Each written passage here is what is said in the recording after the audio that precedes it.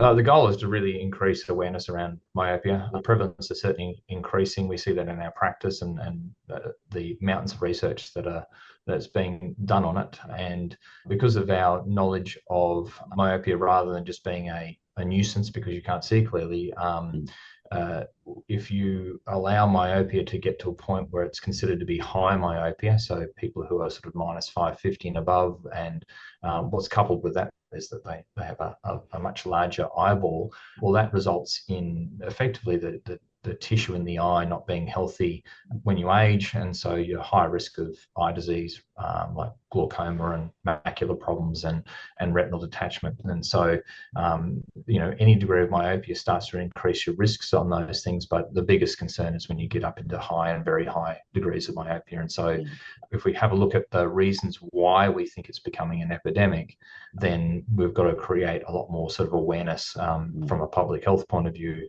around what's happening to our kids. And do you think that parents and patients have become more aware of myopia over recent years? I mean, when I was growing up, you didn't really hear much about this, but now I think there is a lot more awareness of it. Do you think that this is because of campaigns by the optometry profession, or do you think people are just noticing it more often in their lived experiences? Yeah, look, I certainly think in there are certain pockets where there's a high level of awareness. So in certain demographics where myopia has always been for a long time a fairly prevalent part of a culture or a lifestyle, then there's a lot more understanding and knowledge around that something else can be done about it. Outside that, you certainly do hear snippets of it, but I was only thinking about it the other day that if this is driven by the lifestyle issues of not spending enough time outdoors and spending too much time inside on devices, then we need to really ramp it up to a whole level where the school environment's being changed, Mm, or timetabling and how we do things. And certainly in parts of the world like China, they've gone to great lengths to change classroom settings and how the timetables run and all the rest of it. So I think we've got a long way to go still.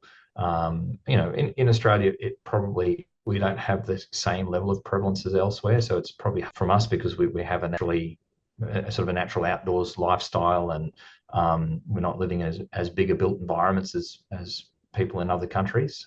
So yes, I think generally there is starting to become more awareness, but I think we've got a long way to go. mm.